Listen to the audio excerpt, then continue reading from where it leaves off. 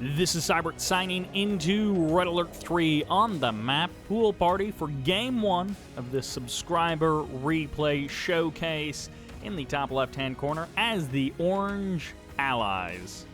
Kicking it off with team number 1, this is User 75. And in the south as the Red Empire player, this, their ally, is JessieLove. So User 75 and JessieLove, two players I am not familiar with. And kicking it over to the top right-hand corner as the Green Soviets. This is Zeta 20.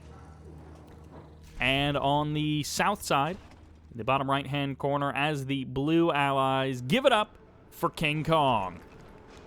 All right, we have got two allies, a Soviet and an Empire, a right versus left setup. And that Imperial Warrior almost getting the kill on those Javelin soldiers. He would have been a hero, but instead the Javelins escape, having killed the dojo unharmed. Oil derricks being grabbed up. However, JessieLove a little bit late to grab that. That dog causing some problems for JessieLove. Looks like JessieLove may also be out of cash, having gone for the War Factory before the oil derrick actually gets captured. So, ooh, getting close. KingKonG trying to cause some problems, but ultimately gets flattened, and the engineer will be able to safely cap that oil derrick. Airfield is up into some 2v2 action, but of course with this being subscriber replays, we've got all sorts of stuff coming your way, so you can always check the description. I should have chapter markers down there if you want to pick and choose. It seems like every time I say that, people in the comments mostly say that they don't pick and choose, that they watch the whole thing, but I'm sure that there is a good number of people who are only interested in certain types of matches, but do stick around. Oftentimes, the games that make it into this aren't always the best, but they are often entertaining. So they're not always tip-top play and the best players in the world, but they are usually entertaining. Anyways, also big thanks to the folks who help keep the channel running over on Patreon, especially some of the newcomers: Heron H, Newtype, Nate, Zane D, Dan R, Dominic V, Tech Doc, as well as some of the all-time greats: Oz Media, Admiral Akbar, The Arbiter, and the Bayou Boys, and Dimitri K. Ooh, Apollo picking up the kill on a couple of those Tengus. Going to be able to do some damage to those Tengu numbers, but the Apollo ultimately escapes. Oh, that Apollo with just a tenth of its health still remaining manages to sneak away. A staple of every 2v2 or pretty much every team game, the allied player dropping multi-gunner turrets to help the other guy. And it looks like this is not totally devolving into a 1v1, but it is largely centering around a 1v1 in the north and 1v1 in the south, which is pretty typical for the way these maps are designed. But you do have a little bit of counterplay coming in here. Vindicator's swinging up to the north side. Apollo's moving up there as well. And it looks like Peacekeeper's going to be crossing the map and going for that oil derrick. The last one to be captured, the first one to be destroyed. Unfortunately for JessieLove, there is not a lot of love for Jessie in this game as the Peacekeepers blow up that oil derrick. Tengus heading through the middle of the map. No. I thought they were heading up north to support an attack of some sort, but no. They turn back around. They're just hanging out. Not a lot of fast third refineries, but there is a sneaky backwards third refinery coming out there for KingKonG. And normally you see one of the players take the center refinery location, although KingKonG is taking that actually as his fourth, so if he's not careful, he's going to completely outstrip the other guys. Twin Blade with an engineer trying to sneak into the back line there, but Zeta 20, no such luck to get that going without it costing anything. Multi-gunner turret forcing those Tengus away, and where are the reinforcements? It looks like these Vindicators are going to be under threat. They don't get off the deck. No, it does get off the deck, although back down immediately. And there's the sell-off of the airfield. Doesn't want to fight the Vindicators. It's going to be up to this naval yard to keep these units alive, at least for the current moment. Twin Blades, no help in the south. It's up to these Apollos to wait for these Tengus to transform and then fight them up in the sky. JessieLove putting the pressure on KingKonG in a big way, but the first Tengu does fall. Meanwhile, in the north, a little bit of a tussle as these guys just shoot each other with their I-beams, and the Vindicator goes to refuel in the north at the Soviet airfield. Another Tengu gets eliminated as it heads out. I think that's 3, maybe 4 Tengus in total for JessieLove. Shuts down the airfield, delays KingKonG, but doesn't get the kill on the refinery, doesn't even kill the harvester, and those sorts of losses add up over time. Third refinery up and running for JessieLove. The same can be said for User 75. And looks like a third refinery with a multi-gunner turret guarding it, soon to be a fourth refinery, perhaps, for Zeta 20. Once we get up to that 4 refinery place for the Soviet player. Whoa! That's interesting. Why? I imagine that was a DC situation. So, if you noticed some things that were kind of weird, it's very likely that there was some lag in this game, and then Zeta 20 just disconnected. Now, KingKonG, to be fair, has a fantastic foundation to try and 2v1 this, but 2v1ing is never easy. Even if you're Demon, you don't do it perfectly every single time.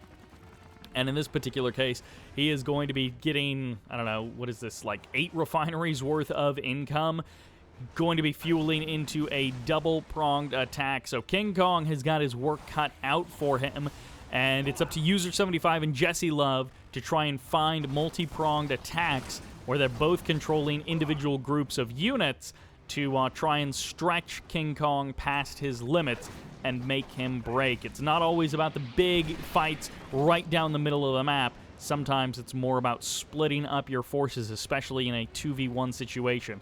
Send a couple of Riptides onto the north side of the island with some Javelin soldiers, try and break down a refinery, while at the same time you hit with Tengus in 3 different locations, just single Tengus attacking harvesters.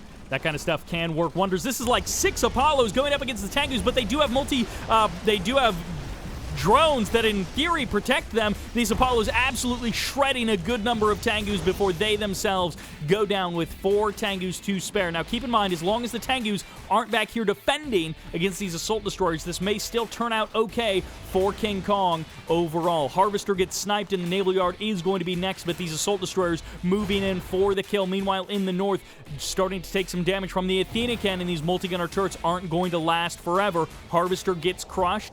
No, the Harvester escapes out to the south, and these power plants extremely vulnerable considering there isn't much defense for them. And honestly, going for those power plants to keep the production slowed down and then go for the war factory after that would be a great move by KingKonG, at least with his allied force in the south. Naval Yard is about to expire. Dreadnought manages to sneak out, and he's going to try and get the freeze on the Athena. He gets 1 Athena as the Mirage tank spawns in. 1 Athena down, and it's going to be Dreadnought versus Athena cannon. If the Dreadnought gets the shots off, I can't believe this Athena cannon didn't go for the Dreadnought. I can't believe the Dreadnought didn't go for the Athena cannon. These two guys should have been tussling it out, fighting knuckle to knuckle from as far away as they can manage, and still they don't go for it. The Dreadnought under threat. It can survive. No, it can't survive 1 additional blast. That Athena cannon doing so much damage. A MiG comes down, and it looks like it's going to be Bears onto the front line trying to shut down that allied infantry, but really it's the Athena cannon and the Mirage tanks that you need to worry about. That's what you need to be shutting down. KingKonG falling to pieces a bit here, having an opportunity to do some big damage, but I think his multitasking might be taxed, which is not an unimpressive thing. I mean, when you're fighting a 2v1, your multitasking should be pressed to the limit, so we can forgive some mistakes from KingKonG.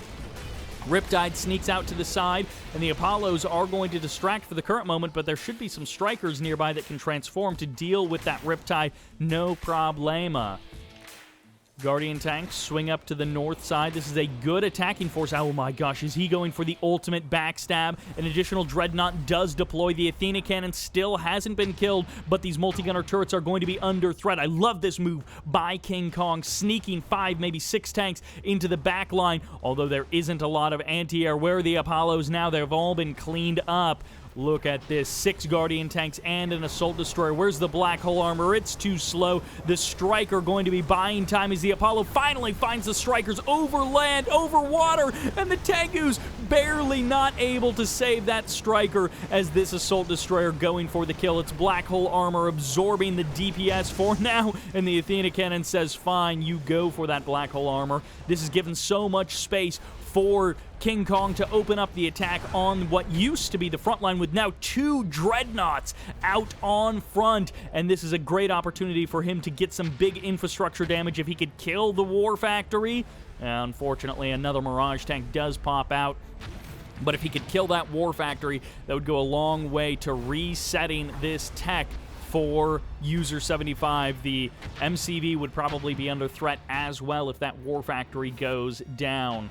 Natasha steps forward. Some snipes could be critical. That could be a one way to deal with that Athena cannon going straight for the MCV, trying to shut down the tech. The MCV can just back up, reposition over here, and still provide the tech to the war factory. The Athena cannon steps forward, a fresh one out of the war factory, and there's the snipe going off as these Tengus standing by to go for the harassment. And the MCV is what gets sniped, but it does get captured as this refinery now going to be targeted by Natasha. The Athena cannon goes down. The dreadnoughts stand strong, and Natasha going to be getting hunted as the strike comes in, and there's the kill of Natasha, but the freeze of 2 Mirage tanks breaking them down as the allied Soviet forces in the north come forward, and it's just not enough to break KingKonG in the north, but it might be enough to break him in the south. Tengu harass the bane of all allied players, a single Riptide along the south edge of the map, but that is not where the action lies. Where did the MCV escape off to?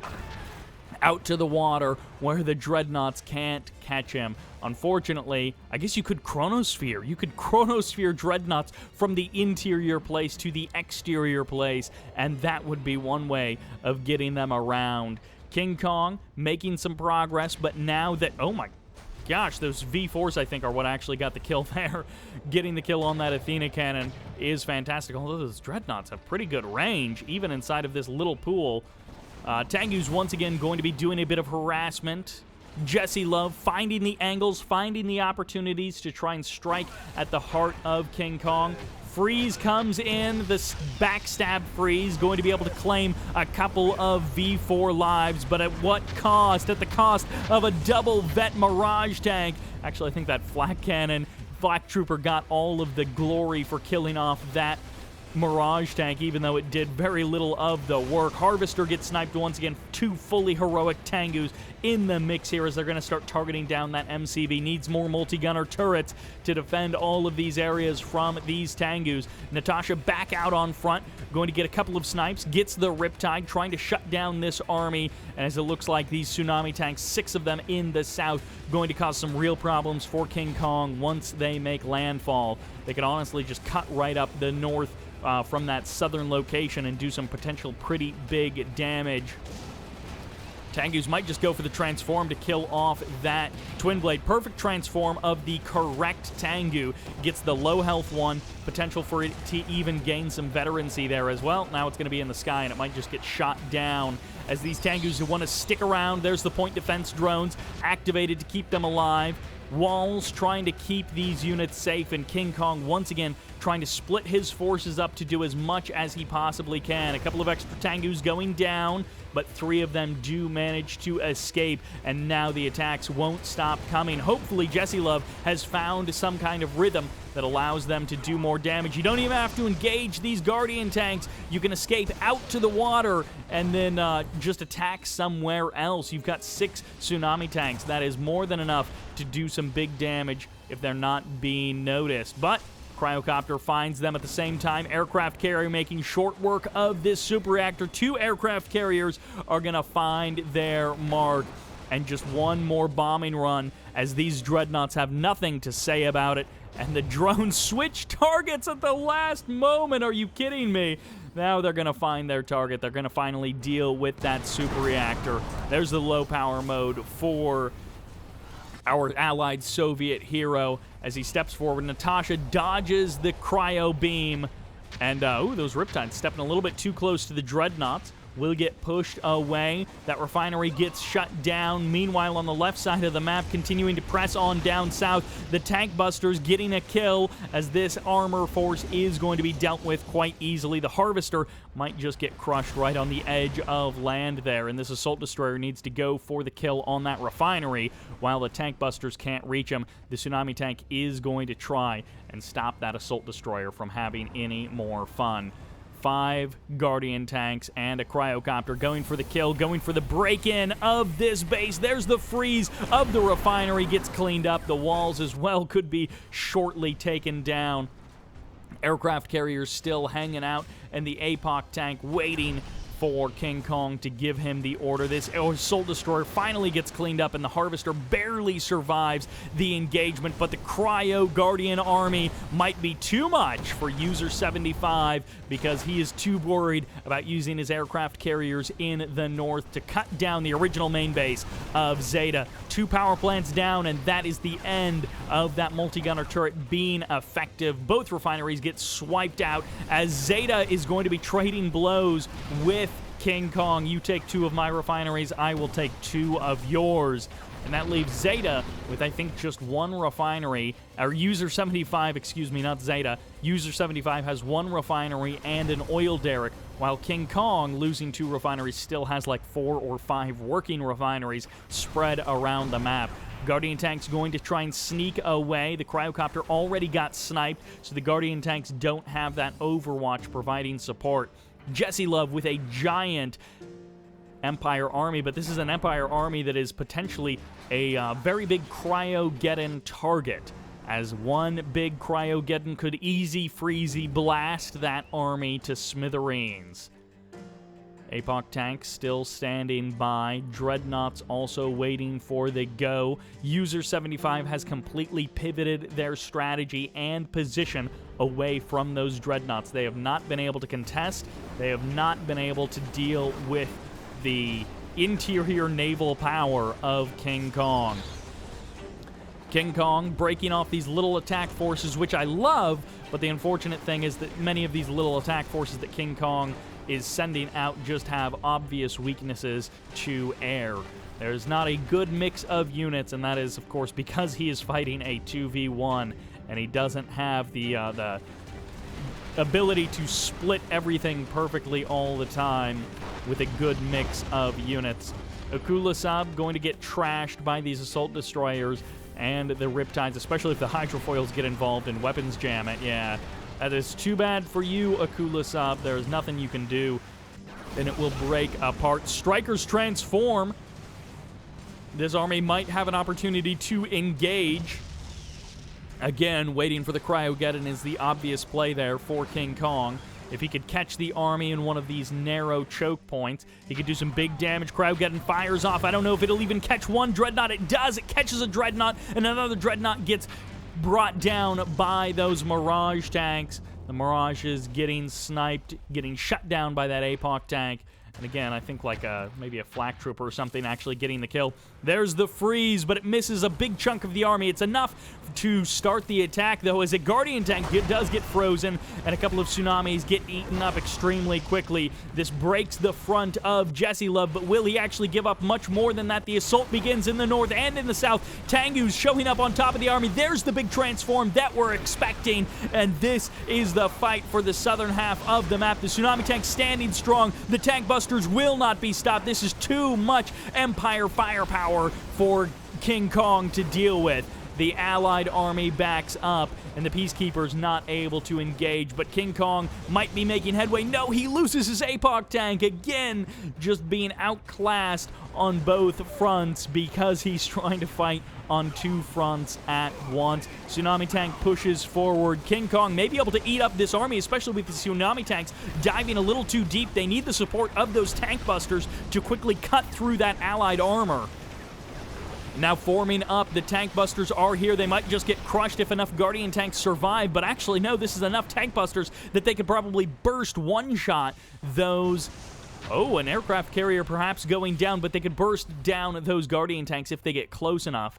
Once again, the retreat Riptide's now going to be closing in. The multi-gunner turret going to be earning its keep. It's been sitting around watching for a good long while. There's the EMP. A massive shot there from the aircraft carrier. User 75 going to be getting the kill on these dreadnoughts. One dreadnought low on health, the other fully heroic, and it looks like they will be targeted down. The multi-gunner turret, fresh as it is, gets destroyed. Guardian tanks pulling back. KingKonG desperately trying to control on two sides of the map at once, and he is getting pushed to pieces. The terror drone, in fact, on the single vet aircraft carrier, not the fully heroic one. JessieLove, it looks like he just needs to hold the line. As long as these Riptides keep tearing KingKonG apart in the north, soon it'll be a proper 2v1. Iron Curtain gets deployed. 5 Akula subs sharking in to find the kill. They could Ultra Torpedo burst down this aircraft carrier and deal with this problem once and for all. Although they certainly don't want to Ultra Torpedo themselves and have a big problem there. There's the kill of the aircraft carrier. EMP locks down only one of them, the rest underwater, unaffected by the EMP missile. The attack in the south has calmed down. There goes the naval yard, the refinery as well getting wiped out. The build radius removed, but the tier 3 still stands strong. The Akula subs from KingKonG looking to finally take the naval battle and take it back into control. Aircraft carrier, well, it's over there, but it's watching the assault destroyer die as the Cryogeddon fires off. Can it lock down this aircraft carrier? Or will? It'll catch the aircraft carrier just barely there. The refinery as well, forcing the MCV back onto land. One Riptide won't be enough. Are they going to get to these targets before the freeze unfreezes? The answer is yes. The refinery, the next target, as these Tengus starting to pull some damage apart from KingKonG, and KingKonG not quite finishing the job in the... Oh my gosh, such that tiny transform for that Tengu manages to slip away. The refinery, the power plant, all going down. No re-expansion to your main base. It's been unoccupied for quite some time, as User 75 has not managed to re-expand to his own main. He's been living off of one refinery, I guess 2 refineries, this one on the land as well. I love these moves from JessieLove. It's a little late to the game. It's a little slow in between, but JessieLove is bringing the Tengu harass multiple spots on the map. It's relatively easy to execute, and even if... Ooh, that's a bit awkward. That Mirage tank was supposed to get the kill on this stuff after the freeze, not die before the freeze, and then let the Tesla coil thaw out, and let that Bullfrog be the only thing frozen for any length of time. 4 or 5 Akula subs, as it turns out, can turn the tide of a war. Athena Cannon closing in. JessieLove almost getting EMP'd there, but losing an expansion, losing a naval yard. JessieLove forced onto land. User 75 forced onto land. If only these dreadnoughts were still here, they could start peppering down these buildings. KingKonG has been pushed back, but he has re-expanded to the north, taken some of this land back, defeated the Tengus, which were harassing him, and now he's got a big attacking force. It looks like he might be trying to head for JessieLove's base. JessieLove has the much bigger army, but if you want to go for the easy kill, it's going to be heading up to the north and going for User 75. JessieLove might try to initiate a base trade, try and swing around to the north side of the map, and then pull down to the south on the right edge. But JessieLove also may try and save their own main base.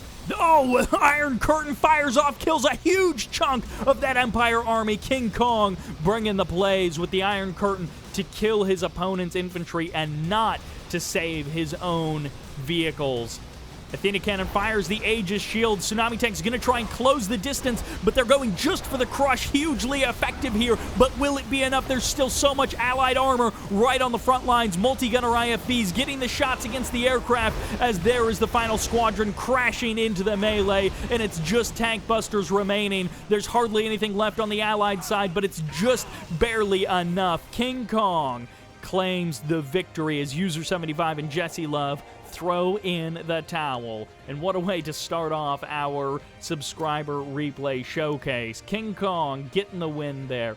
Not the best level of play, but a fun 2v1 for him, and he got to showcase it here, so big congrats to him.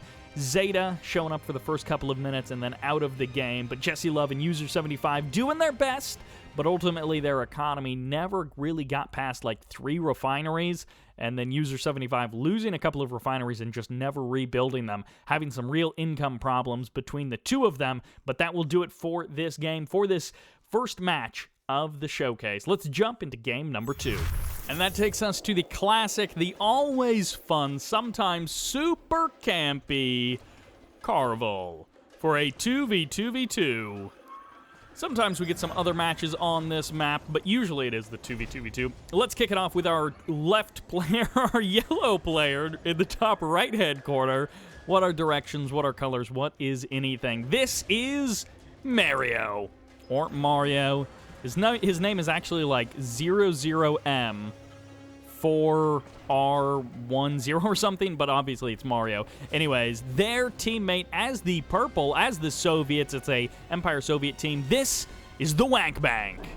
Of course, a fun name to say always, and some folks think that no one outside of the UK knows what wank means. But, wait, where's the...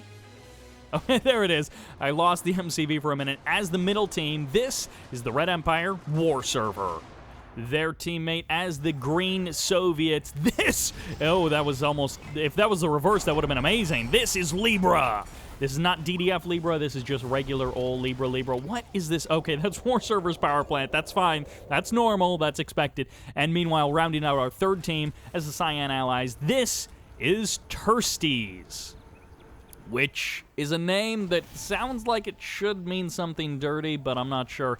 Is this an MCV cell into a crane? No. Okay, that's just a random engineer there. This is the Blue Soviets, is redalertvndotcom. All right, we got our intros out of the way. That was a confusing time for everyone. A couple of flag troopers getting cleaned up there by War Server. So, a feisty start to the game. How did he get tank busters over there? There's a dojo in the middle of our blue and cyan team on the south. Immediate, in fact, that terror drone not able to get close enough to the buildings that Libra controls for Libra to get the kill. Bridge gets collapsed over here for the security, and the bridge is open there for Mario and the bank to share that connection. And, you know, that's pretty common. If the northern player on the island is teamed with the northern player on the outside edge, then they keep that bridge open, typically. I guess you could just as easily team this player with the player in the south, and then, you know, basically do the reverse. These two guys are teamed, and then these two are teamed. But for whatever reason, that doesn't ever happen, which I think rotationally it's like the exact same, just the reverse, but, you know, it just never actually happens. A little bit of tank buster harass, terror drones stasising each other. This is probably going to play merry hell on the algorithm that does the 60 FPS interpolation. That, what is that called? I'm suddenly blanking. Optical flow has some problems with lighting effects. But, you know, when you do the 60 FPS conversion, there are some drawbacks that you just have to deal with. Okay, finally, the stasis nightmare is gone. Refinery gets emptied of its harvester, as Libra is going to have to find a new worker to populate that spot with. And look at this War Server just everywhere on the map with as many dojos as he can manage to sneak out. He's going to have perhaps 2 oil derricks under his control. Turistes, who actually might be Turrets-ease, is going to be going for some multi-gunner turret pushing, it looks like. MCV in the south. Oftentimes we see allied players hug along the southern edge of that map to keep their MCV a little bit protected and a little bit distracted by these buildings, any attacks that are coming in. 3 different players grabbing the 3 different oil derricks in the north. And it looks like Mario putting the pressure on Libra pretty early on. Libra down to 1 losing the oil derrick, actually. So down to one refinery. I almost said one refinery and an oil derrick, but actually that refinery is gone, and the Tengu perfectly breaks down a couple of those walls, as also these Tengus get targeted by the Terror Drone, keeping the Tengus in place so that these hammer tanks can absorb as much HP as possible. I think War Server trying to find a way in. The bank now breaking down these walls one at a time is going to try and take over the middle island. All 4 refineries, potentially even 6 refineries under their control. 2 oil derricks as well, one of them uncontained or uncaptured at this moment. Libra heading north, going for the crush with the MCV, but just taking a ton of damage right now, just not paying quite enough attention because he's concerned about the buildings to the south. And with only 1 refinery, no oil derricks, and a war factory, things are not looking good for the Libra War Server team. They're going to have to split themselves up all over the map, and as you can see, that is already being done to some degree. Dragonfly heading over to the left side of the map for War Server, and it looks like an expanding, no, that's an expansion bear coming in there from the bank as 2 fresh refineries get deployed in the middle of the map, creating a fortified structure within that island to try and maintain control of the center. All right, MCV deploys down to half health, taking a bunch of damage from the tank busters from that VX turret. And it looks like still just a single tier on that Mecha Bay. No tier 2 Mecha Bay just yet. Harvesters up and running, 3 refineries under the control of Mario. Kind of surprised that Mario didn't take like this water expansion, but took one of the safe island expansions away from the bank. So no easy capture of that. Another harvester goes down, another refinery inactive for Libra, and unfortunately for Libra, just no real income for the majority of this game. War Server existing almost entirely just on oil derricks that he has managed to capture and control somehow throughout this game. That guy has like the most income out of anyone, purely because he's got 2 refineries. No, 1 refinery. He never did get the second refinery up and running. 1 refinery and 100 oil derricks. And that is his play. That is his way of taking control in this game. Super Reactor gets canceled. Refinery is back online. That harvester harvesting away. And Mario is not going to let this stand. There's Bank's Terror Drone trying to cause some problems for this Soviet army as the tank busters help break down those conscripts so that they can get on top of those hammer tanks, pushing them away and taking down this refinery once more. Hammer tanks happy to leech away the health from those Tengus, taking them down bit by bit. And it looks like the bear did manage to get the roar off, so the distraction of the Tengus will allow this bear to get 2 tank buster kills, weakening this army even more. Mario coming so close to completely breaking Libra, but just not able to do it. The bear gets struck down, and that tsunami tank is going to last a little while longer. Looks like that burst drone got eliminated, and unfortunately for Mario, his attack was not successful. It did some damage, but ultimately Libra still stands. And actually, if Libra keeps, well, this striker is going to cause some real problems. Bullfrogs finally coming up to take down that striker. They get the kill extremely quickly, and Mario just almost able to break Libra, but again, never able to do it. He's tried so hard. He's coming so close, but ultimately he is failing at every attempt. And whoa, where did this even come from? redalertvndotcom with a fully heroic V4 pressing in, and it looks like War Server is pretty well out of the game without anyone noticing. The MCV trying to sneak away to the left side of the map. The bank finding the angle with the twin blades. Going to be not even losing a twin blade. I thought for sure one of them was about to go down to, I assume, those multi-gunner turrets. No, it might be javelin soldiers inside of that building. Tsunami tanks, Imperial Warriors, tank busters all getting pushed away, and Mario honestly has almost nothing left to show for it. The guy has probably a pretty easy time expanding. If he would have taken these some of these more open expansions, he could have had 5 refineries at this point, but he's been trying to pressure Libra, he's been trying to take Libra down, and so at the end of it, he has almost nothing to show for these first couple of minutes of the game. Libra, on the other hand, is not much of a threat to anyone for now. Libra spending most of the game defending, trying to rebuild these refineries, take those expansions back, and stabilize. So I guess that is the heritage, that is the legacy of Mario, is the fact that he has kept Libra from doing anything and kept Libra from taking over a big section of the map like we are seeing Turistes and redalertvndotcom, who are honestly going to be a powerhouse couple. Another dojo gets sniped. Do you have enough cash to take a refinery? The oil derricks might all get sniped. Ooh, the naval yard gets found out. Libra and War Server going to be getting shut down. Mario, again, trying to break into this Soviet base. This harvester barely being kept alive. Satellites going to be called in. And actually, these tsunami tanks might go down. One tsunami goes down. The others manage to survive. And that satellite fell way short. What in the world was up with that? It should have crashed over there, but instead, it crashed in a totally wrong spot. I don't think that was 2 satellite strikes called in. I think that was just 1.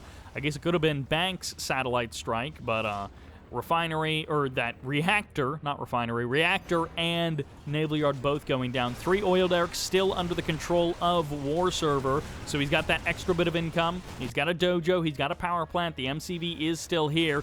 He's going to try and keep himself alive for as long as he can. Suicidal tsunami tank doesn't quite work out as Turistes and redalertvndotcom pressing the issue. Going to be coming in here with Vindicators with cryocopters. Might actually just lose the cryocopters to the bullfrogs if he's not careful, but the bullfrogs turning to the north and finding Mario. 2 teams ganging up on Libra, and unfortunately for Libra, this might be the end of the road. Cryocopters from the south, Allied air power, Empire ground power, and this is going to be the end of the road. Libra manages to sneak a crane out to the left side of the map, but is going to have virtually no income, and I guess it's just harvest as much as you possibly can from this one refinery right now, and, well, toxins are going to do a bit of damage to that harvester, but it's also going to keep the Empire forces at bay for a moment longer. So as much money as you can possibly get, but just kidding, because the twin blades from the bank jump on the MCV, jump on the crane, and that is the end of the road for these players. Dojo Core manages to sneak out, but it is going to be a long and difficult road to try and come back in this game. 2 dojos is not much. You could engineer cap something, as Libra has been defeated, hands over the last of the stuff to War Server, and it's up to War Server to try and find an angle that works in this game. But War Server getting absolutely demolished here, but at the same time doing some damage to redalertvndotcom, trying to have some revenge, trying to find some kind of way to do damage to the guy that killed you, and at the same time, this is actually offering the bank an opportunity to come in here. No, MiGs are going to tear these twin blades apart, and these twin blades from the bank are finding no safe haven. They're going to suicide on the super reactor. I'm not sure what they're trying to do, but they're just getting broken down, torn apart, and donated to the ground. That is where all of the pieces go, as War Server has been defeated. All of the oil derricks being destroyed that player held. And then there were only 4. 2 teams remain, Mario and the bank, Turrets and Red Alert. So we have a yellow-purple team, which any of you fans of American college football, you got the Huskies back in Washington.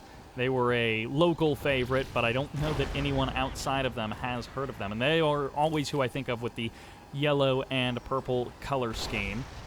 Cryocopter is going to be doing some good damage. They could jump on that striker. Honestly, 4 cryocopters will survive a bit of damage from a striker, and we'll be able to freeze it down before it can kill them. MiGs targeting these cryocopters, gets 2 of them, a third one low on health, and the bank finding some kind of angle to be valuable. Although Dreadnought from the water, redalertvndotcom going to be putting pressure on the middle of the map. The bank, meanwhile, tries to escape with the MCV to the northern section of the map. 4 basically untouched refineries, a huge amount of cash just waiting to be harvested as Turrets keeps up with his name. I'm always just amazed by the build radius of the ally MCV as a precision bomber comes in, cleans up a tsunami tank, gets a striker as well, and the Spectrum Tower gets eliminated. Ooh, 2 strikers are here. They managed to get the kill on 1 cryocopter. The second cryocopter will get the freeze, I think, on the additional striker. But a 3rd striker shows up just in time to get the kill on the cryo. And Mario will be saved from a cryo doom. His tsunami tanks. Oh, the Chrono Rift taking these units out of play and forcing them to engage. They re-engage, but there is a massive toxin drop on top of everything. Honestly, I'm not sure that is enough, but the Spectrum Tower might be enough as reinforcements get called in the form of the Tank Buster Surprise. This Spectrum Tower would have fallen if they had been there a moment earlier, adding their DPS while the tsunami tanks absorb the damage, but the hammer tanks are now here. The satellites rain down. The bank and Mario have tasted blood, but they don't have enough. Well, they can't overwhelm this 1 APOC tank. It would be great to have an army of Twin Blades here as well, but they already got donated. The Goodwill has them. The children are playing with those very same Twin Blades this holiday season because for Christmas, Santa donated to you 48 Twin Blades, courtesy of the bank. V4s firing as many shots as they can, but ultimately these hammer tanks putting some pressure on the MCV, going to be forcing it to run away. They don't care about the tsunami. They don't care about anything. The Tesla tower, the Tesla coil, the Spectrum Tower, nothing at all matters. But finally, the MCV does survive, just barely making it out of that fight. And these strikers absorbing damage so the tsunami tanks can try and kill off the Tesla coil. Mario and the bank coming so close to breaking this position, but their attacks just weren't joined up. RedAlert.com, on the other hand, hands everything over to Turrets, and Turrets may... that seems kind of weird that he handed all of that stuff over. It seems a little bit strange, but I think it's because he is maybe disconnecting from the game, not actually that he left the game. But now it is all up to Turrets, and this is not a good position to try and 1v2 from. He's got a lot of income, he's got a lot of production, a good level of tech, but he is going to have some big fights on his hands. Actually, moving onto the island, Twin Blades and MiGs trying to secure some kind of location, but this is just a kill of 3 MiGs very easily there by the bank, and Apollo shows up to fight as well, but that's a fully heroic Apollo dead. A Twin Blade goes down. Vindicators moving in, but it's Vindicators versus Bullfrogs. A huge mistake there by Turrets to try and move on to land while also fighting on the outer rim.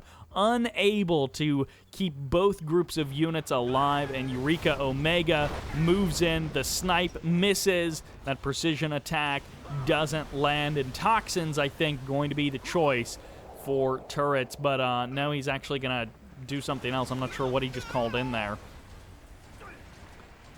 Yeah, what did he call in? What was that flare for? Maybe it was something that already got used, I'm not sure, or is MCV expired? I don't know. Oh, wait, no, he does have access to Soviet powers as well. Yeah, the Soviet MCV is still there.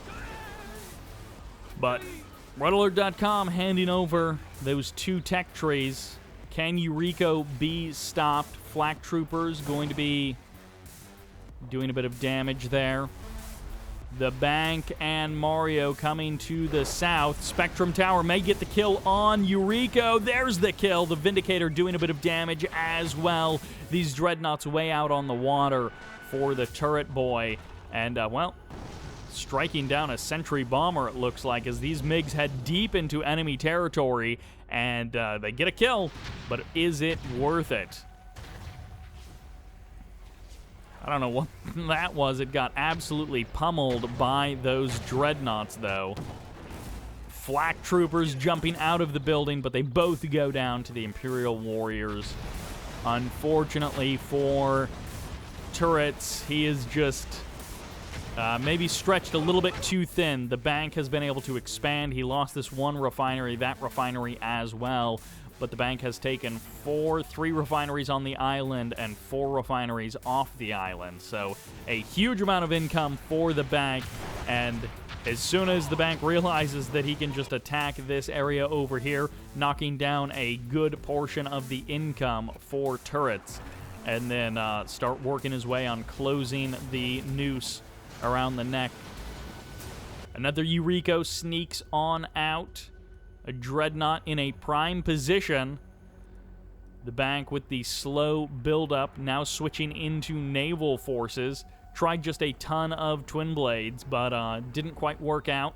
Wasn't an easy free win, so gave up on the Twin Blades for a minute. Iron Curtain is ready to go.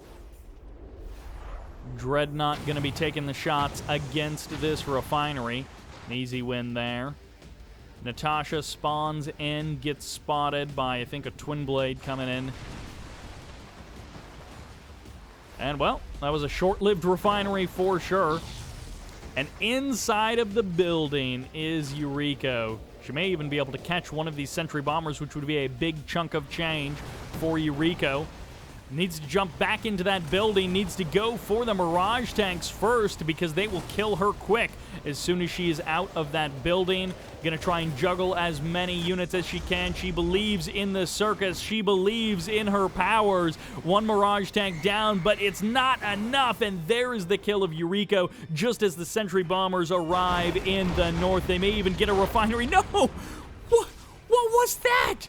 5 sentry bombers for 1 power plant? What? What in the world play is that? That was as errant as those 2 random Dreadnought missiles as these Twin Blades just clear out the waters, and a Dreadnought heading up the north, but there's like 4 Akula subs to meet it, so goodbye Dreadnought on every front. Dreadnoughts just getting sunk, sent to Davy Jones. No return journey. It's a one-way trip, fellas. One way to the ocean floor. I do not know if I have ever seen so many sentry bombers kill a single power plant. That was insane. MCV, Conyard, or MCV Tier 3 right there. Could have split the 2 of them. Well, Rocket Angels, at least we get to see them. Sentry Bombers probably going to find some piece of ground, some bush that they want to absolutely destroy. IFVs showing their anti-air prowess as they destroy those Rocket Angels and the Strikers. Oh, there's a barracks you can kill. I mean, it's only at half health, but I think the 5 of you could manage it. Maybe even the 6 of you together. And a tree. Are you guys sure you don't want to bomb that tree? They almost went for it, too. They almost said, yeah, that tree is going to be dead. There's the Iron Curtain on top of the MCV. A perfect move there by the bank. He calls the shot, and he blocks it entirely. I don't believe 3 sentry bombers is enough to kill off an MCV. But that's okay. Sentry Gun's actually going to be doing pretty good against the Mirage tanks. That's the thing, is Mirage tanks do not have much health at all. So Sentry Gun and a couple of Tank Busters is enough to break down those Mirages. Turrets just slowly falling apart here. Not even really fair, as the bank and Mario basically have a 2v1 and have for quite some time. If this was even, then turrets would have been doing much better, and these plays would have been much more effective if there was a second player also in control of half of the army, rather than this 1v2 situation. I guess one thing is, the allied player is probably going to be a little bit more reliant on the super reactor, and there's actually going to be the Tank Buster surprise, gotcha! As the Tank Busters all go down, but they take the IFVs with them, and that is the anti-air eliminated. So this is the all-out assault. Turrets is just going to fall apart, it looks like, as Twin Blades tear down these power plants and Hammer Tanks attack the main base of redalertvndotcom. The MCV still hidden away in that corner, but it doesn't matter. The MCV surviving 1 engagement, but it won't survive a second. The noose closes, and the options are limited. A fully heroic Tank Buster getting some good damage against that MCV, but that is the end of the road for our allied player. And hope springs eternal, but it is hard to get hope to fight this many hammer tanks. These Tesla troopers finally finding a place in Red Alert 3, finding some value to do some real damage against something. It's a wall, but they're doing damage nonetheless. And that's all that you can ask from a Tesla trooper, is to finally do something in the game. Hammer tanks targeting that MCV in record time, as that's just a 90-degree surround on that MCV. Big ol' arc of hammer tanks. Yuriko shows up for the third time, gets killed by a conscript.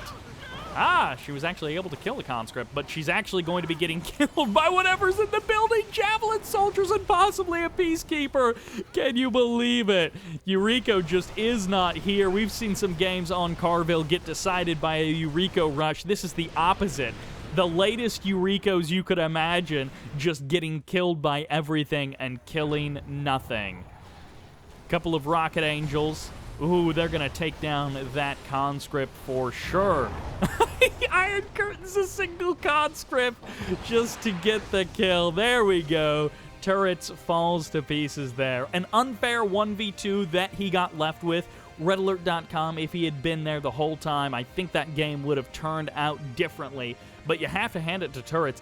Getting knocked into a 1v2 almost halfway through that game and fighting it out, making some mistakes. Yes, we can all laugh about some sentry bombing runs, but he was trying the right stuff, right? He was trying to hit the opponent where they were weak, and then he was trying to find angles of how he could actually come back. And sentry bombers are one of those tools that you can use to bring an opponent to their knees, especially when he identified, okay, the bank is too strong on the island for me to just throw random stuff there and have it do anything. I'm going to focus on Mario, who looks like the weaker one on the minimap, and go for him. It was a good attempt, but it didn't turn out, so a big round of applause to Turrets, but ultimately falling to Mario and the bank. That'll do it for this game. Let's jump into the next one. And that sends us to the hot rock mountains of Magmageddon for our next subscriber showcase. We have, as the Purple Empire in the top right-hand corner, yeah, I'm going crazy. I'm introducing the opposite way that I normally do. This is the Purple Empire, Yuri Prime. Their teammate in the middle as the Blue Allies. No, Blue Empire. This is Andrey, normally an allied player, but in this case, playing some Empire, always good to see. We'll see if the turret pushes come with the Empire as well. Meanwhile, in the south, as the Cyan, this is Aurora. And in the south of the left side, playing as the Green Allies, give it up for Valera Igrok. And as the middle allied player, this is the Yellow Dutch Army. And as the Northern Allied player, this is YuNo, playing red. And yes, we do have a triple Empire versus a triple Allies. So this will be an interesting one to see how it goes. Obviously, team games can be weird, but team games where it's, a single AVE can be really interesting. We'll see how these guys play it out. There are a bunch of different ways that team games can go. By the way, this is an older replay, so recently we saw Dutch Army do quite well in a tournament and even going toe-to-toe with Demon a number of times. However, this may not be that Dutch Army. This is from, I think, February of 2021. Yes, I am behind on my emails by quite a bit, trying to make my way through them. I don't get that many emails, but I also don't always have time to record a lot of games, so I get behind because I'm slow, not because I get a ton of emails. But Imperial Warriors trying to deal with these dogs. The MCV being called up by YuNo to push Yuri Prime away. And in the south, Aurora going for the kill on that oil derrick, trying to put some pressure on Valera, who we also saw in a recent 3v3, I think in that same spawn position, or at least in the south, somewhere. MCV from YuNo could be deploying for a third refinery. Always nice to take a quick third ref if you can. Dutch Army clears out Aurora's additional dojo there on the wrong side of the map. And Aurora is one of those Empire players that apparently he believes in the 5 or 6 or 7 or 8 dojo opening, as we see 2 additional dojos still running around the map after we've already seen a couple of them be deployed and go down. Tengus and Apollos joining forces, Valera and Dutch Army trying to clean out Aurora's Tengus, and I guess it's actually Apollos joining forces against the Tengus, and this is a great play. Anytime you've got an opportunity to keep those Tengu numbers down, you should absolutely do it. Perfect split there by Dutch Army, just kidding, as everything gets crushed, but that was a lovely split initially, and then falling down a little bit there, as basically everything that went wrong for Dutch Army did go wrong. Harvesters now getting harassed. The power of everyone having 1,000,000 Tengus is the fact that you can harass 1 billion locations all at once. Apollo's trying to clear out those burst drones, and these Tengus going down with that honorable discharge, doing that splash damage anyways. Even though you get cleaned up, you still do that extra bit of damage. YuNo still has not taken a 3rd refinery. I feel like lagging behind a little bit there, and will want to secure that additional income very soon. You don't want to be the one allied player who can't build cryocopters or enough Vindicators, and well, I think that is why YuNo doesn't have the cash to get out another refinery, is YuNo has some real production problems because of the economy being constricted by Andrey's consistent harassment. Andrey, on the other hand, 4 refineries, easy peasy. War factory outside of one of the refineries. No terror drones to worry about in this game, but lots of potential for Vindicators to swing through and be annoying, or Riptides and Javelins to cause some problems. Still, the refinery location being blocked as an Apollo clears another Tengu from the sky, and it looks like YuNo wins the fight in the north. Yuri Prime getting knocked out of that location, but the MCV having to reposition backwards a little bit here. And again, some real problems for YuNo, because YuNo just does not have the income that they would like. Harvester getting pulled off the line. Dutch nearly losing that Prospector, but it's still providing income. It's still actively harvesting. And the Assault Destroyer making its way from Valera into the main base of Aurora and almost taking down that refinery, but not quite getting it. It looks like the Harvester also survived. Almost a big move there. Oh, perfect kill with the finisher by the Vindicators. Great move there by Valera. And of course, Aurora could see that coming from a mile away, so Aurora is back up to 2 refineries relatively quickly, but I assume that was supposed to be a 3rd refinery. Even a backwards 3rd refinery over there would have been good, but now back up to 2 refineries. Something about being in the top left or the bottom right in this game means that you just don't have any income. And it looks like Andrey has now taken a 5th refinery. So Andrey looking to be a real powerhouse player for our team on the right side, just believing in the Tengu button and nothing else. Tengus are good, and why wouldn't you build them? Jumps on top of that Apollo, trying to trip out that Apollo, and that's not a wall, that's just Imperial Warriors. Trying to trip out that Apollo and cause some problems. If you don't know, Apollos have a minimum range that they have to maintain to be able to attack targets. So you can micro your aircraft on top of the Apollos to cause them to try and reposition to shoot at you. It's one of those tricks that for most people it's not worth trying to pull off, because that isn't going to be the difference maker in the game.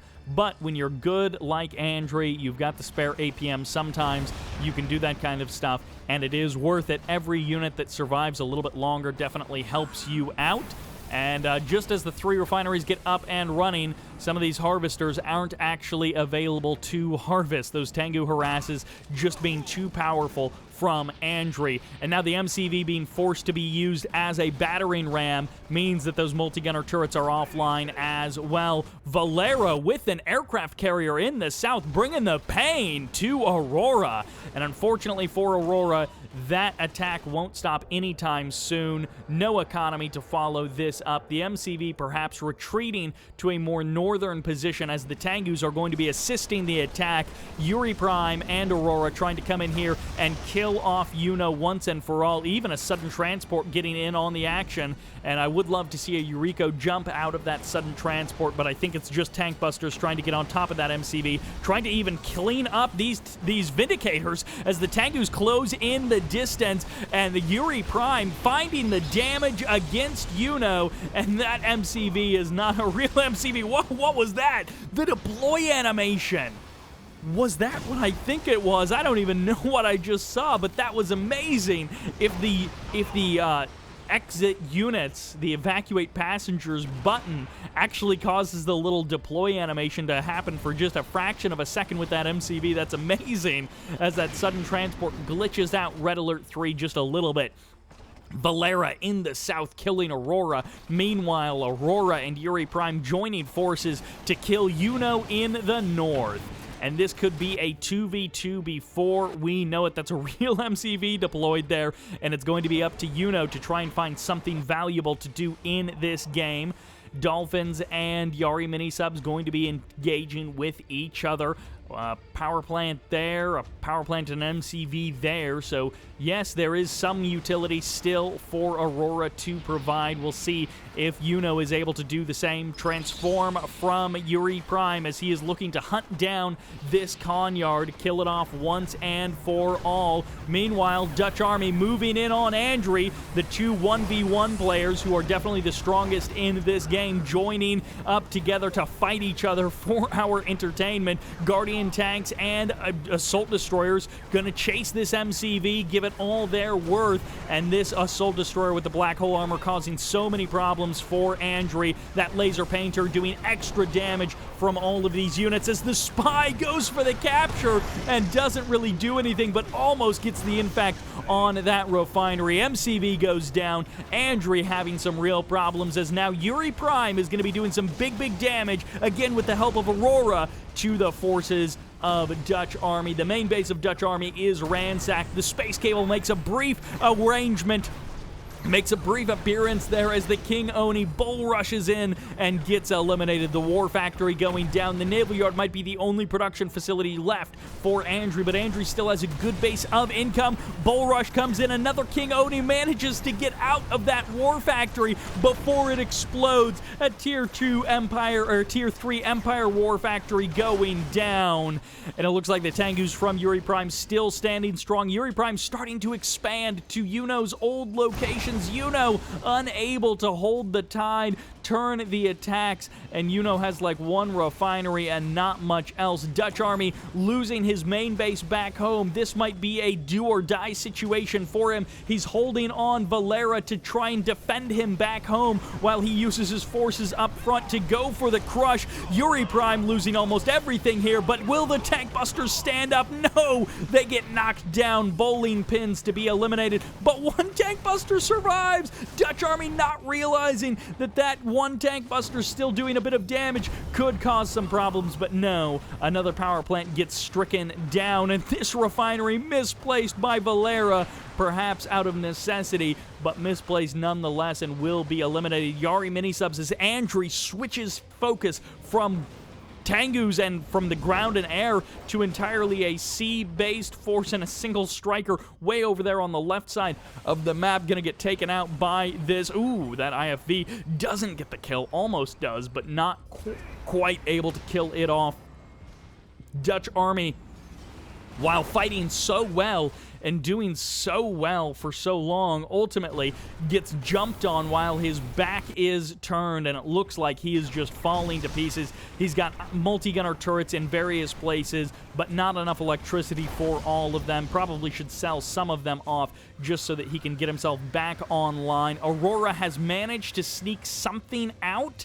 I'm not sure what. Where is this money coming from for Aurora? No real income, but a naval yard and a war factory both deployed. Oh, and a refinery in the north. That's where Aurora is getting the cash. Meanwhile, these Guardian tanks trying to stand up for Dutch Army. He's got so little left, and this attack from Yuri Prime might be too much. The Peacekeeper could cause problems for the Tank Busters, but that's why the Tengus and the Tsunami tanks are here. There's the jump from the Tengus, the transform, as they're going to be going for the kill kill of the infrastructure of Dutch Army. He's got a safety power plant over there to the left, and that's his hope for staying in this game.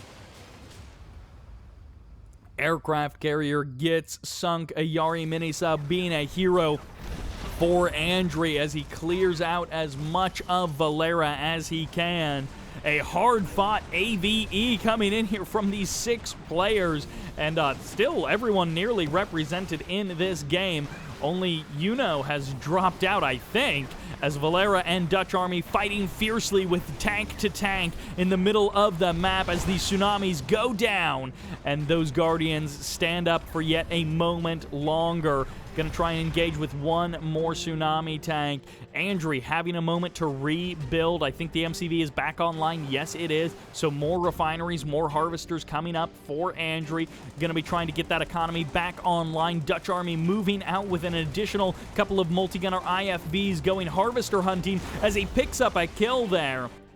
And Yuri Prime, on the other hand, has just had an absolute free reign in the northern section of the map, barely managing to sneak out an additional refinery. Full walls here from YuNo, now under the control of Dutch Army, are going to be preventing that refinery from being taken, that potential location from being useful. Power plant getting targeted down. Valera and Dutch Army joining forces to try and go for the kill of Andrey once again. Andrey taking the attention of everyone for so long. Where are the Apollos now to strike down these Skywings to stop them? Why are so many of these laser painted? Why is everything laser painted and nothing's actually shooting? Dutch Army making a critical select all and press F kind of mistake as these Wave Force artillery from Yuri Prime find their marks and blast away the base of Dutch Army. Dutch Army calls a full retreat, but it's just going to be whack-a-mole as these Wave Force artillery just shoot stuff as it appears around the corner. KingKonG deploys to the front line. It's going to be soaking time as this guy just absorbs the Vindicators and keeps the tank busters alive for a moment longer as the dogs come out, rocking down, roaring and barking down some of these units, causing the full retreat as Valera Igrok rushes in to the aid of Dutch Army, going for the crush, going for the kill, but the Wave Force artillery escape, at least for now. Those point defense drones absolutely earning their keep as keeping Yuri Prime's Wave Force artillery safe for the current moment. Cryogeddon fires off. That's a waste of a Cryogeddon as it traps these Wave Force artillery. Not at all. Still pushing up to the north. This allied combo force is going to run out of steam if it can't defeat these KingKongs. Aurora has found 2 refineries in the north to deploy at, and these KingKongs just crushing this allied force. Are they going to go for the bull rush to try and end the tanks? Only 3 tanks firing, maybe not even that many, as this laser painter might be the only tank left in just a moment. Riptides won't stand up against KingKongs, but Valera doing an amazing job of just consistently bombing with these Vindicators. As many bombing runs as possible to try and keep these KingKongs from doing any more damage. Dutch Army and Valera putting on an incredible show against 3 Empire players, maybe only 2 Empire players, but 2 Empire players who didn't take quite the damage that they did. I guess Valera has been the only allied player that hasn't had a major crisis, but has had some pretty consistent harassment as these refineries are completely offline for a big chunk of time. Final squadron gets called in, but the Cryogeddon is magnificent. A beautiful location for that Cryoblast to fire off, but drive your tanks right into it. Do whatever you want. Kill yourself if that's your goal. And unfortunately for Valera, the help provided to Dutch Army isn't going to be enough. Dutch Army has been defeated as Valera and Dutch Army are not going to be superior. And that will do it for this AVE. Yuri Prime and Andrey joining forces at the end with a massive infantry push to win the game. Pretty much action-packed from start to finish. Only 17 minutes, that one. But these guys really putting on an explosive showcase of AVE. That'll do it for this game. Let's jump into the next one. And that takes us to Fire Island for a 1v1. We've got a couple of 1v1s to round this out. as the purple allies in the north. Looking good with that color. This is HTF, a.k.a. huge Trump fan, a.k.a. Soupy. Apparently this guy likes to smurf, and according to the email, their name is Soupy. Meanwhile, in the south, as the blue allies, this is KingKonG.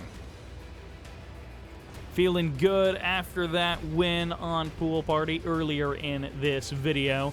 But now it's a 1v1. Ooh, that Peacekeeper would have killed that Engineer for sure. Soupy would have been feeling real good about killing an Engineer that early.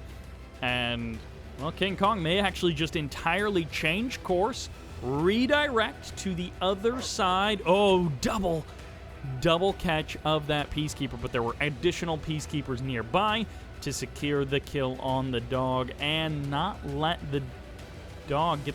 Why is there no Engineer? This is a super delay of that Engineer. In fact, KingKonG's Engineer may go from the southern oil derrick to the northern oil derrick before Soupy's Engineer actually gets there.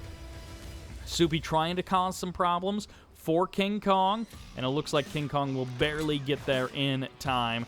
Gonna cause Soupy to have to shoot the oil derrick because the Engineer is already inside, and he's just so frustrated about having lost that Engineer. Engineer out of his control, straight into the airfield after the refineries for Soupy. And is it going to be a fast tech up to Tier 2 or just some Vindicator power to get out onto the map? Meanwhile, it's into the War Factory. Okay. Straight out of the gate into the War Factory for KingKonG. And he is going to be going for the Sniper IFV, it looks like. I'm actually not sure what's inside of there. It may be a spy. He may have managed to sneak out a spy, and yes, he did. I'm not sure if there's something else that makes a sniper as well. For some reason, I always think that there's 2 units that can make the sniper. The spy is one of them, and then I always think that there's another one, but I actually don't think there is. Peacekeepers just become a PK IFV, which can be very powerful and can be crazy good to kill. This is going to be a money kill with these Vindicator. Oh, he missed his opportunity. The spy gets away. Are you kidding me? Soupy losing the opportunity to catch that spy, and instead we'll have this lovely split of power plants. Those are safety power plants if I have ever seen one. And nice use of the PK in the bottom right-hand corner of the island. The spy survives to fight another... We should probably double-check. Okay, none of those other Peacekeepers are spies. They're all actual Peacekeepers. So that is good to know. The MCV gets spotted out in the middle of the map. And for an AVA, a mirror matchup, these guys weren't looking too mirrored, but now they are looking so mirrored as, well, there's going to be a spy nearby, but it's double MCV, about 50% faster on the multi-gunner turret is Soupy. KingKonG finally going to be shutting down Soupy's oil derrick, and there is going to be the barracks. Is it going to be an Engineer right out of the gate? No, that would be an unwise decision given the number of Peacekeepers that are up close and personal with this barracks.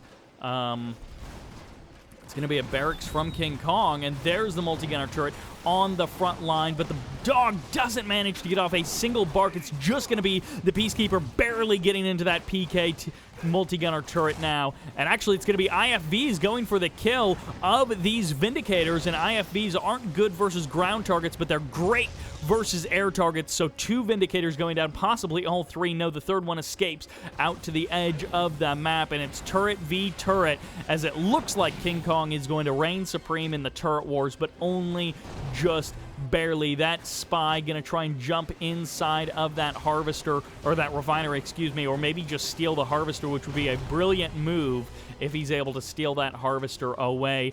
Peacekeeper from Soupy in the main base of KingKonG, getting some damage done, doing some kills, and, well, nope, he just goes into the refinery. He doesn't try and bribe the harvester to come over to his side, and Soupy, with the multi-gunner turret wars in the middle of the map, loses the airfield anyways, and now the multi-gunner turret is on the north side of the MCV, and KingKonG is just kicking Soupy all over this map. Investment into the aircraft, but no actual aircraft to show for it. Peacekeepers fighting that out in the middle, and KingKonG is going to be able to shut down that multi-gunner turret, but honestly, he decides to just pack it up, and, well, they might be going for a bit of a base trade. KingKonG needs to get something down south to try and defend, but KingKonG has been down on economy in terms of refineries, but that is all about to change as that refinery explodes, and KingKonG may choose to take this center location. The Harvester gets cut, but the PK is going to take a long time to break down that refinery. It's going to be up to the MCV to, I guess, deploy an engineer to heal itself, and then also multi-gunner turret push down those buildings. Honestly, it feels like KingKonG should just take this refinery first. That would be the fastest one to get up, and honestly, he's got an okay defensive location here with these buildings blocking the center, making it less of an obvious aisleway to use for attacks. These two power plants out on the periphery may be just the best move that Soupy actually made, and this is going to turn into a bit of an awkward base trade as these two guys start swapping their spawning positions and swapping what part of the map they control. This may actually... who is this going to benefit? 22,000. Oh, the exact same amount. Meanwhile, 1,000 less and 1,000 more. So it's an exact draw as far as who this benefits more. They harvested the same amount from their refineries in the main base, but an extra 1,000 credits for Soupy over there, and then he's got this water expansion as well. So Soupy raking in the cash, the oil derrick just turning out gold for him, but it looks like KingKonG is going to try and take that over for himself relatively soon. And nothing that swims to capture these power plants wouldn't even be the worst idea. Ooh, is he going to get the freeze? No, he misses the freeze, but he's going to try and close the distance on these Javelin soldiers with his Peacekeeper. Gets the cell of a couple of those walls, and a double multi-gunner turret to just knock down this one refinery. Seems like a bit of a waste. Seems like this multi-gunner turret should have been maybe even canceled, but he really wants to get the kill on that Peacekeeper. Now he can sell off the multi-gunner turret, get the cash back, and Soupy, doing a good job of expanding to various areas of the map, is going to potentially have an economic advantage over KingKonG for maybe the entirety of this game. He loses the oil derrick, and he sets about immediately going for the kill on that oil derrick. And KingKonG redeploys his MCV. At some point, he got up to Tier 2. I don't think we've seen any fruits of that labor come out at this point, but War Factory now deploys for Soupy. Maybe we'll see the Battle of the Tier 2 at some point, but not quite yet. Sell off of a multi-gunner turret. Nicely done there by KingKonG to save as much as he can, considering he was going to lose that one way or the other. Multi-gunner turret to break down that power plant. No engineer cap for you. I would love if Soupy took a refinery up here, a sneaky hidden expansion that just never got discovered, but it makes probably more sense to take this refinery here. Could go ahead and sell off these multi-gunner turrets to try and get back in. Oh no, one of these multi-gunner turrets may actually be needed for the defense because sneaky IFVs from KingKonG made their way back into his original main base as he manages to get out a cryocopter. It looks like both multi-gunner turrets will be utilized, and I guess selling them off would have been a mistake, but you know, then you could have built actual units to go and deal with those multi-gunner IFVs, and you wouldn't have needed the additional power plant as well. Could have got that refinery up quicker. Also, just everything would have moved a bit more quickly. Oil derricks are off the map, no longer an option. Sells off the prospector over here, so that command hub is no longer active. And there's the first shrink of the game. Soupy is going to have some difficulty, although this cryocopter takes a bit of damage from that IFV. There's the move away of the IFV, considering it has these Peacekeepers to worry about. It can fire a couple of shots here, but honestly, the Peacekeepers will deal with the IFV if it gets in range of them. And there's another shrink as one IFV gets deleted very quickly, and the PK's forced to sell off of the War Factory. Another power plant deployed for Soupy, who's sitting on actually 3 refineries, although KingKonG, I think, only knows about 2 of them. Javelin soldiers show up for Soupy out of nowhere and get the kill on a refinery in the north. This turning into just a scrappy weirdo back and forth between these two players, and they just both are trying everything to get an edge in this game, and it's mostly working. They are both doing some big damage to each other. Soupy gets his legs under him, and KingKonG comes knocking, taking down that war factory. KingKonG feeling comfortable. Soupy comes in, expands to the north, and takes down a refinery as well. So Soupy got more expansions up for longer, but not necessarily for all time. I think KingKonG is about to take back his side of the map, knock down a refinery, and force Soupy to take this expansion here. Cryocopter gonna freeze this PK, freeze that harvester, go for the PK first. You can get the piece, the IFV afterwards, but it doesn't matter, the harvester already went down, and there's the sell-off of a couple of buildings there by KingKonG to try and get the kill on these units. IFV goes down, and Apollo shows up out of nowhere, and this cryocopter is done for. You can try and hang out in the repair drone. Actually, this Javelin Soldier is not going to get the kill on the Apollo fast enough, so that doesn't matter at all. Soupy is ready to expand to this location, take back that refinery, and, well, the IFV eventually goes down. The Vindicators clear that out, and we have the airfield for both players as Soupy's Apollo gets a kill for him, and Tier 2 still not purchased by Soupy. Also, no fourth refinery, which would be pretty easy to secure in the main base now that he's got a bit of a foot under him, and this refinery is probably not long for this world. PKs against a Riptide. Riptide will win, but it'll take a while. So long, in fact, that a Vindicator walked across the map and shot him right in the face. Ooh, forces the cell, doesn't even drop all the bombs, so could go for the kill on a couple of these Javelin soldiers, although Apollos are also here to chase away those Vindicators. Apollos fighting Apollos, and it looks like Soupy is going to lose that battle, but only barely. Doesn't have the DPS to take it down before the repair drone starts its work. And those two Apollos will be able to deal with Soupy's Apollos once they get healed back up.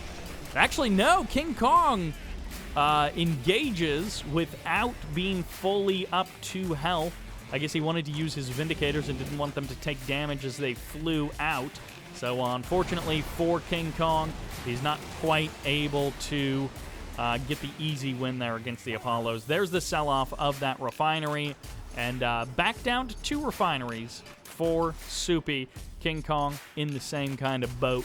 They're finally on even footing. It looks like that power plant got grabbed by an engineer. Ooh, Vindicator, one of them donated away. The other one kind of forcing the sell-off of that multi-gunner turret. Honestly, the multi-gunner turret would have survived, but I don't know that KingKonG needs that multi-gunner turret, and he'd rather have the 400 bucks regardless. Another Vindicator gets another kill. The Apollo is finally going to go down. Soupy finally gets eliminated from the sky. These command hubs just going up everywhere. You have to hand it to Soupy, who should definitely engineer cap that power plant in a full swaparooski of this game. Just they do a double reset of everything that they possibly can, except of the walls. I guess these are still KingKonG's walls, so that much is the same. They both have walls on the opposite side of the map, providing that extra bit of vision. KingKonG desperately trying to get out a third refinery. He has been strapped for cash, I imagine, this entire game. Wow, up to a Cryogeddon already, and it looks like an airfield and a power plant both going to be eliminated. Easy, freezy move here. Actually sells the airfield, but he still gets the veterancy anyway, sells the power plant as well, and those are some easy kills. The Apollo's not going to be used for defense by KingKonG, but it's up to the defense bureau, so it might be tier 3 or a chronosphere or something else for Soupy, who's got 3 refineries once again. KingKonG just now deploying his 3rd refinery, as these corner expansions for Soupy have just been phenomenal. It is going to be the chronosphere. That's why the defense bureau is here. We'll see if he actually uses it for anything else. May have something else up his sleeve, but we'll see. Soupy going to be just causing so many problems for KingKonG. He gets that refinery online, and it's immediately offline as he has to reconstruct that ore harvester. And oh my gosh, this Riptide is literally here waiting for this harvester to spawn, and it's actually too fast for the harvester. It's going to give away its position, and the Vindicators will be sent out to deal with it. So just before the harvester actually spawns in, the Riptide gets eliminated there and doesn't even get the chance to fire a shot against that harvester. Soupy almost running away with this game, but not quite. I mean, this refinery would definitely help him have the additional resources to put a bigger army out on the field, but Soupy is just so close to running away with this game and kicking KingKonG out of Fire Island. Apollo's heading to the south. KingKonG looking for an opening. Soupy not going to give it to him as Soupy gives chase on the Vindicator. Going to try and go for the landing sequence, but not enough DPS. Ooh, one Apollo versus two. KingKonG finding another bad engagement. He's good at finding bad engagements for his Apollos, but this double vet Apollo may get the kill. It's going to be dicey as the corners are a little too wide for KingKonG to catch. And Soupy still not taking that refinery in the northern position. This is, like, seriously weird that he has waited this long. Naval Yard in the south. Going to be a potential point of contention. And, okay, KingKonG knows about this expansion now. He sees it. And these two guys possibly typing back and forth. Fears it. Oh, the Harvester unfreezes. Soupy, we've all been there. We've all made the miscalculation. You think it's going to be enough. It's not enough. And it looks like KingKonG is going to start breaking down this expansion. Soupy almost just having easy, clear win of this game, but KingKonG won't die. He just won't stop. And those Apollos getting another kill. Soupy doing such a good job of killing so many air units on the KingKonG side of things. I think Soupy has definitely killed far more than his fair share of KingKonG's air units. Javelin Soldier finally going to get the kill on that multi-gunner turret, and the PK just needs to be run over as KingKonG establishes his own multi-gunner turret, and Soupy kills the refinery, kills the harvester, and is going to shut down the command hub. He's like, I know that build. I know what you do when you know, almost get killed, but then you send that prospector out to make a sneaky expansion somewhere else on the map. Chronosphere is ready to go. What do you use it on? Oh, if he could have caught the MCV, that would have been killer. A great thing to do. You can use it to delete a big chunk of infantry, teleport the aircraft, the assault destroyer onto a rock, and he missed it! He used the Chronosphere and only got the infantry. What a misstep by Soupy. That one move may have cost him, well, I don't know about the game, but let's say it cost him that airfield for sure. That assault destroyer, double vet now, which honestly may have been able to crush the Guardian tank if it had just gone for it right away instead of showing the rear and side armor to that Guardian tank. Oh my gosh, the Guardian goes down and the assault destroyer survives. KingKonG, the luckiest boy in this game, and also Soupy making a mistake by not deploying that Chronosphere like a moment earlier. Maybe we can blame that one on the lag. And I cannot believe this assault destroyer survived. Absolute hero assault destroyer for KingKonG, pulling its weight for sure. And there are two power plants for KingKonG that are in the very exposed, easy-to-kill position. And these Dolphins are only just now perhaps discovering that. Another Cryoblast firing off. It's interesting, Cryoblast being the Tier 2 1 for Soupy, he must have gone into a different path for, well, there goes the Peacekeeper, for his top secret protocol. What are you doing? Is there some bug that I don't know about where you're not allowed to take this refinery? He Yeah, he repositioned his MCV, so he definitely has the build radius to get there. He can kill these walls if KingKonG is, like, found some weird glitch. The laser painter doesn't do anything. Oh, Vindicator coming in. There's the kill, that hero Vindicator getting all of the glory, and the laser painter tank doing a bunch of work but not getting any glory for it. IFV goes, or Vindicator goes down. Soupy may have gotten the 10-1, the info on that. Actually, don't know, what is that code that people say? The information on something. Well, those Vindicators took a sightseeing tour to Death Valley, I guess you could say, as that was maybe not the best use of Vindicators, but you got to get that intel, you got to go for that scouting, and he didn't think there was going to be that much anti-air there. Meanwhile, KingKonG doing the typical thing, which is use a single Apollo to scout like 80% of the map in a minute, and, well, it's a pretty good way to keep your eye on the opponent. KingKonG may be able to body block this refinery in a hilarious fashion. Even sells off that refinery because of that terrible position. Replaces it in a little bit of a better position. KingKonG up to 3 refineries. 6 seconds on the chronosphere as KingKonG deploys his own chronosphere. And we'll see if it actually pays off for him.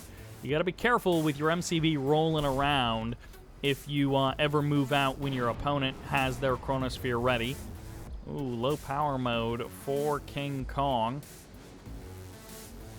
What is this one Guardian tank doing in the middle of the map?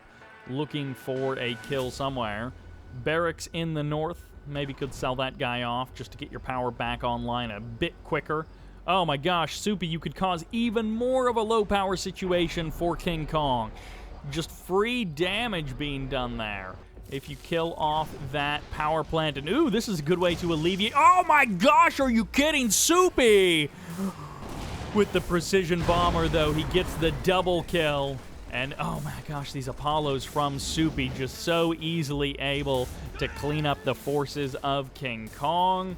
KingKonG with the big L's all over the map, but he's got this little corner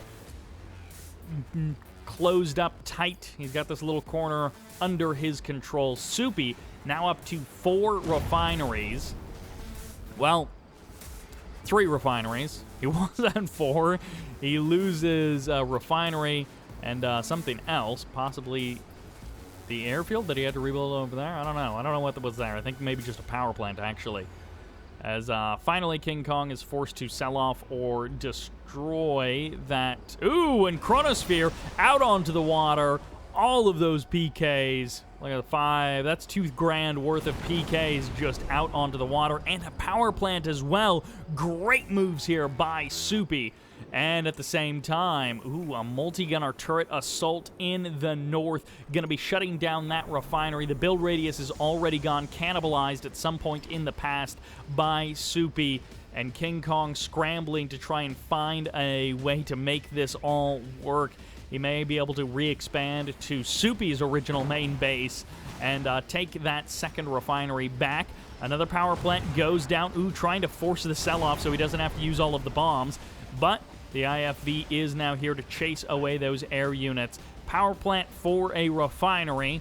I mean, if you're KingKonG, you're happy with that trade, but he keeps going into low power mode. KingKonG not able to keep the lights on. And this multi-gunner, this command hub immediately spotted by the Dolphin. Soupy, with the ears and eyes in the water, is going to be able to shut that down. Dolphins finding everything out in the water, and back down to 3 refineries goes Soupy. Could just take this refinery and have a normal 4 refineries on Fire Island. Something that you would expect to see. Vindicator going down, another kill for a Vindicator, but another Vindicator taken out.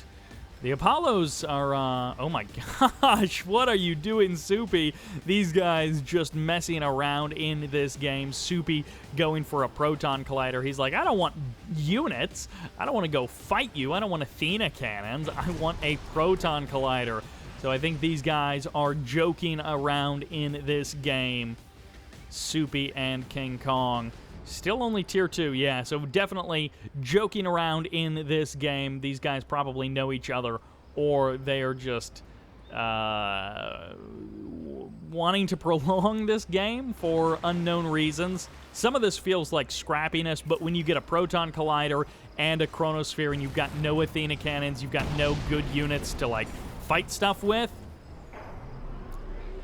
this is what happens. I mean, this is definitely shenanigans, tomfoolery here. As the Riptide steps forward, gets the kill on the multi-gunner turret. No, barely doesn't get the kill on the multi-gunner turret, as here is KingKonG's Chronosphere finally back online, finally here to go for the tussle. He's going to get the kill on that Riptide with his MCV. The MCV just absorbing so much damage so that these Peacekeepers, these IFVs, and these Javelin soldiers can go for the kill on the critical infrastructure. And it's going to be another easy kill of units for Soupy. He's going to be able to delete pretty much the entire army of KingKonG in one go, and KingKonG might be able to take his power offline, forcing the sell-off of both of those, but also the multi-gunner turret means that the Chronosphere comes back online. The IFVs can be deleted quite easily, but it might actually be the infantry that's the easier thing to kill off. And blue versus purple on a dark map is sometimes hard to tell exactly what is going on. There's the Chronosphere as the MCV gets removed, gets deleted. Oh, did he burst it on top of a building? I'm not actually sure, but Soupy removing the MCV of KingKonG, it looks like. And, oh, that dog barely not blocking that location. And, yep, KingKonG is out. So he only has, and that's it. Okay, so KingKonG calls it quits. He's not going to wait for the Proton Collider to finish it out. And Soupy gets the win ahead on economy pretty much the whole time. And that will do it for that game. Let's move on to the next one. And for the last game of this subscriber replay showcase, we have a 1v1. We're finishing out on the only map that exists in Red Alert 3. This is Infinity Isle on the left side as the Red Soviets. This is HammerBlade. One barracks, refinery after that. Meanwhile, on the right side as the Cyan Empire. This is XYHC. Always providing some great videos, some interesting facts about Red Alert 3 that you never knew. And great guy to watch, to learn some builds. I don't know if he's still streaming. He was a little while ago. I feel like I haven't seen him stream in a little while. Speaking at the near the end of November 2021. Ooh, refinery or War Factory before second refinery. So perhaps a little worried about some early Empire aggression. Is it going to be Sickles or Twin Blades coming out here for HammerBlade? This gives XYHC a big economic edge, especially if he delays the War Factory even more. But nope, he goes for the War Factory right after that. So it's just going to be a high ground War Factory. And he could have gone really greedy and gone third refinery, especially with the Terror Drone going for the Infect on the Dojo, which, I mean, it's fine, but, like, you know, that Dojo isn't going to be doing much anyway. And still no start of the refinery. This is crazy. What do you... I don't even know. Why don't you have a refinery started yet? Okay, refinery coming online, but you got your oil derrick fast enough. That's good. And yeah, XYHC could have just tried to go super duper greed mode, use walls to block stuff off, and go for a third refinery really quick. Instead, he does go for the Mecha Bay, so he's going to get some Tengus out. That'll help him hold the defense, but honestly, he doesn't have that much to worry about considering how late that refinery was. Bullfrog coming on out, and another Terror Drone, I guess, yeah, along the north side of the map. So it's going to be up to these Sickles to try and get something done. Ooh, if they picked up a Harvester kill, that might all be worth it. One Sickle goes down, but the cash back means that this is still somewhat valuable for our Soviet player. HammerBlade is going to be able to get some cash for that, so makes himself like a cool $700 from all of that and forces another Harvester to be built by XYHC. The holes in the armor have been patched, so all of those wall segments up mean that this Harvester will be able to get back online quite quickly. Oh, he might be able to get the taser through there. the Terror Drone stasis might be able to lock down that Harvester. But there's the third ref online for XYHC, and the Super Reactor finishing up. So, with all things working out, you know, now that we're at the 3.5 minute mark, whatever we're at, it's going to be okay for, I think, both players. They're at an all-right spot, and the Terror Drone gets sniped, the Harvester gets back online, and it's a delay to the Soviet economy, but it's not too crazy. Because he got the kill on that Harvester, because the Terror Drone got the additional slowdown, because he got the cash back on all of this stuff here, the 2 sickles and the Tengu, this kind of all, I think, comes close to even. The third refinery isn't that far behind the working refineries of XYHC, and XYHC didn't go like super greedy and just, you know, wall up the middle of the map, so he's instead, you know, he doesn't have a crazy number of Tengus, he doesn't have a crazy amount of economy, he's just now getting to that good, stable place. And of course, we got ourselves a little bit of wall swaggy going on, which, you know, if you haven't seen that montage from 100 years ago that I did for, I think, like, Ladder Wars, it's always a fun one to watch. Not necessarily the whole, you know, whole video, but just, you know, watch the little montage. And that's what I mean when I say wall swag.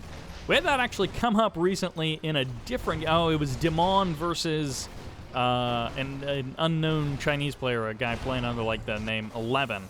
But, couple of Tengus coming in for the harass, getting struck down by HammerBlade. XYHC not quite able to find the damage that he would like. Not even going to try over there, but he does get the eyes on that airfield. So that's a good confirm for XYHC as far as how far the Soviet tech has progressed and the status of the Soviet war machine.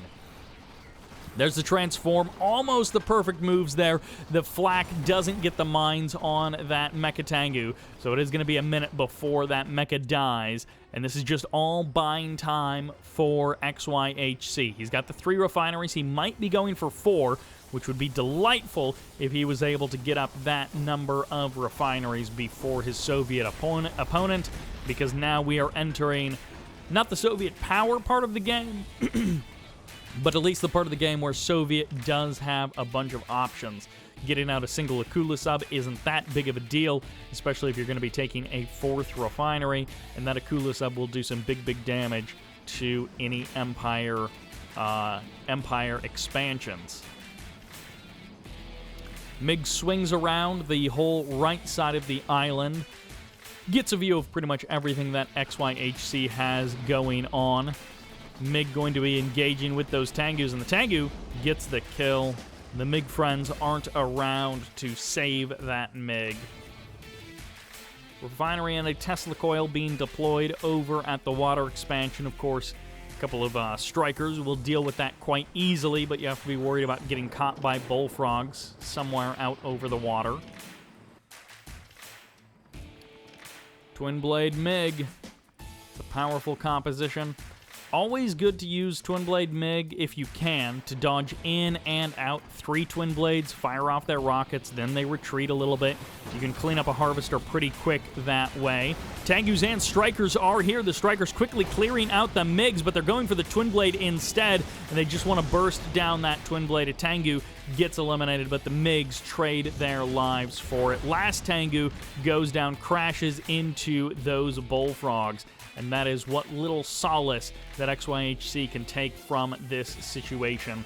Tesla coil going to shut down that tsunami tank pretty hard. Maybe the tsunami tank can find some kind of an angle up here to try and go for the attack. But it's going to be a bad angle regardless for XYHC. Terror Drone gets the infect on that Stalker, and, well, the Harvester actually gets the kill, so the Terror Drone does not spawn to infect something else anew. That's a sudden transport. That's why I was like, I do not remember tsunami tanks having the hover animation underneath them, and that sudden transport should not be looking to engage in that Tesla coil for certain. Terror Drone swings around the south side of that refinery. MiG explodes over the main base. Terror Drone keeps the Harvester offline, but doesn't chance going close to that Striker IFV, what is that? Defender VX, that's what it's called. Tries to get the Harvester back online, and there's the stasis. That's as good as a kill for that Terror Drone. You don't need to actually get the kill. You just need to cause that delay. And, ooh, these Terror Drones, they choose not to engage with the Tengus, although they could stasis both of the Tengus, which would be pretty funny to force a third Tengu to come out onto the water to try and deal with these Terror Drones. The stasis locking down that Tengu, and so many Tengus from... Oh, go for the infect on that, yeah, and split the Terror Drones as well. No, he doesn't get it. He almost gets it. He almost gets the infect on the N Nanotech mainframe, but he doesn't, and this dock score may survive to the War Factory. Yep. All right, so that dock score does get there safely, and there's the kill on that Terror Drone. So nicely done by HammerBlade, but handled well enough by XYHC, and the free Twin Blade. 2 Twin Blades go down, and a MiG. That's a great attack there by XYHC. Don't even give up. Yeah, get another Twin Blade and another MiG before the transform. Nicely done by XYHC. Some basically free kills, but now he's going to have to pay for it with his Tengus coming in. Going to try and hunt down the Bullfrogs anywhere he can. If he gets even a single Bullfrog, that's just more value to the XYHC pool. XYHC doing it. Oh my gosh, these sudden transports causing so many problems for me personally, but we'll go ahead and get hunted down by that Twin Blade. No, just kidding. There's more Tengus forcing these Twin Blades away. Those Hammer Tank Twin Blades, which is perhaps the namesake of HammerBlade. And, well, there goes one Tengu, or Hammerhead Twin Blades. You know, Hammerheads in Kane's Wrath if he likes those guys, and Twin Blades here on Red Alert 3. There's the transform. The Twin Blades head away to the south side of the island, and the sudden transport with the Tank Busters escapes, at least for now. Ooh, free kill. Gets the MiG, does some big damage to the second MiG as well. Double airfield, but can't seem to keep 8 MiGs in the sky. Unfortunately for HammerBlade. And look at that. That Naval Corps finally got out there. The Imperial Docks Corps finally got deployed way out in the middle of nowhere. And, you know, safe from Terror Drones forever now. Into the Naval Yard goes HammerBlade. He's going to be able to come in here, burst down the Harvester. So as it turns out, 4 Twin Blades are certainly enough to burst down a Harvester. That stupid sudden transport in the south. HammerBlade, oh, he gives away another MiG. Just MiG donation time for HammerBlade. 4 refineries for both players, quite some time now.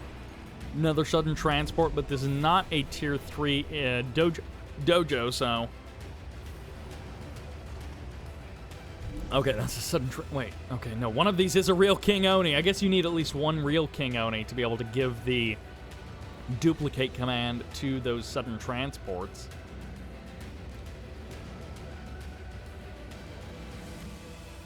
Tengu's flying around. 5th refinery? Flak cannon first. 5th refinery after, perhaps. I assume we have Tier 3 up. I assume... No dreadnoughts. There's going to be a problem if a Shogun battleship shows up on the battlefield. It's going to be Sea Wings out on the water. Going to try and deal with these Twin Blades once and for all. Akula subbed. Both players with a lot of tools in their belt to try and come ahead in this game. 4 sudden transports. And yeah, if you use the move command, they move all at the same speed. If you use the formation move command, man, 3 MiGs just exploding over XYHC's base. If you use the formation move command, then you can't actually tell that those aren't sudden transports, that those King Onis are just moving really quickly. They just move at the normal speed.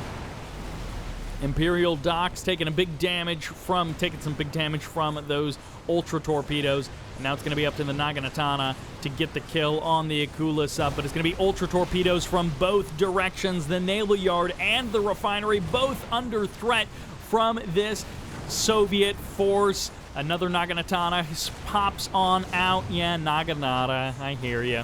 But the refinery will fall. The Naval Yard may survive, albeit barely. A couple more torpedoes will seal the deal, and that is barely not enough. The repair tool is so good.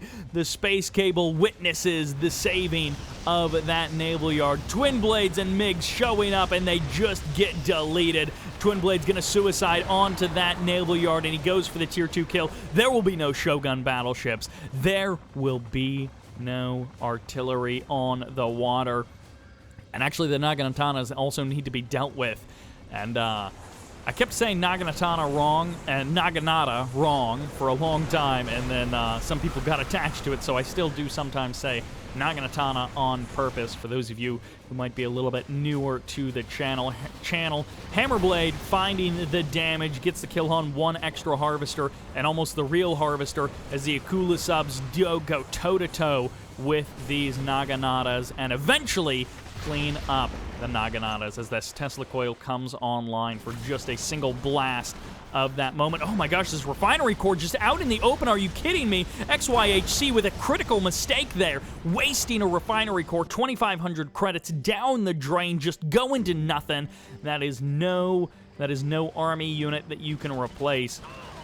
It is just a bunch of cash down the drain, and now XYHC has sort of been pulled apart in too many directions, and it seems like just everything is going wrong for him. He lost his water expansion, he stopped his own aggressive actions, and now he is just falling apart. He's still got a little bit of fight left in him. Sudden transport finds some value, but the sudden transport is going to get jumped on, and there's the kill. The Twin Blades going to get the kill on the tank busters as well. And, well, I guess that is going to be it for these tank busters. Two Sea Wings do escape way out to the south there, out in the water.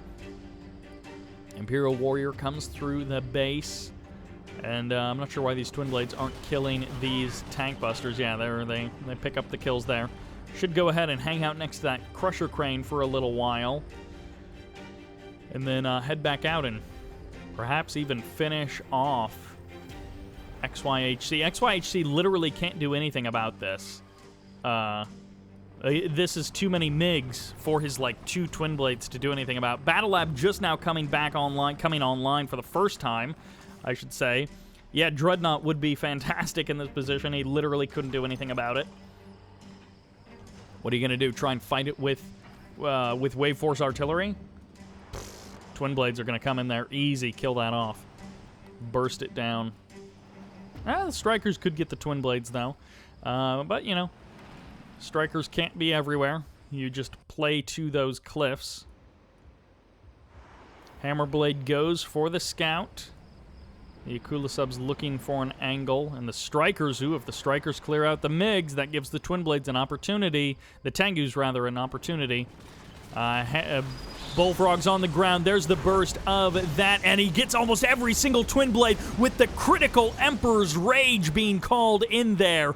Great move. Trades out 4, maybe 5 Twin Blades for that one single harvester. Gets a MiG as well, a second MiG.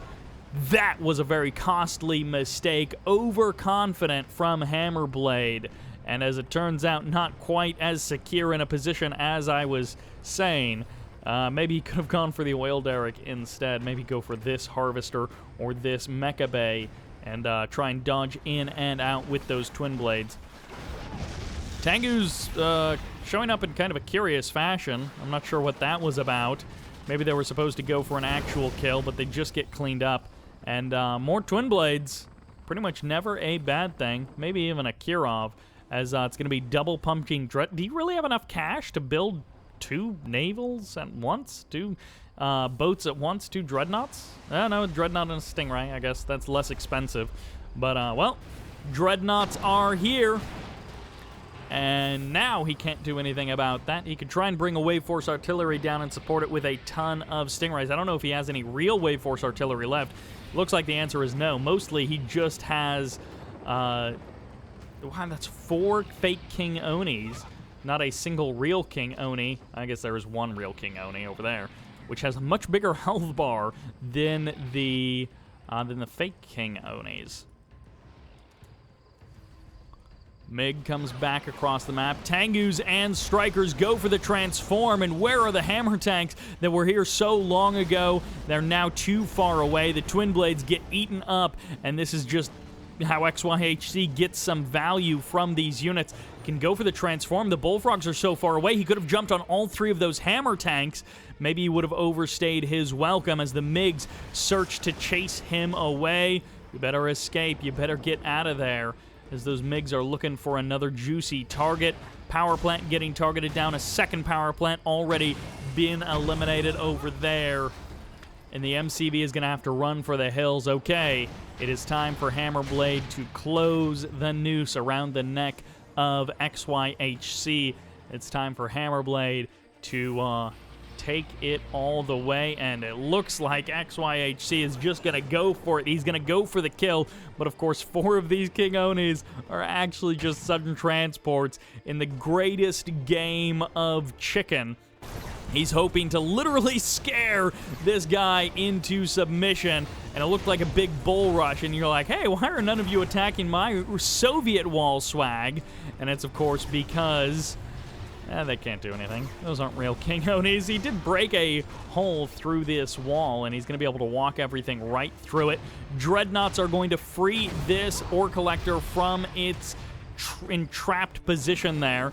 Tengus go for the big transform. There's the Strikers going onto the ground, and that's a hammer tank going into the Crusher Crane. I'm not actually sure what was going on there as the Strikers try and clear the MiGs out of the sky, and these bullfrogs standing worthless next to these Tengus, just getting eaten up. And this single King Oni somehow gets the kill on basically everything. These are not real hammer tanks there, as they are just doing absolutely nothing, and the Terror Drone is the only thing doing anything for this base. XYHC somehow walked all the way over to his opponent's base and is just pressing the kill button.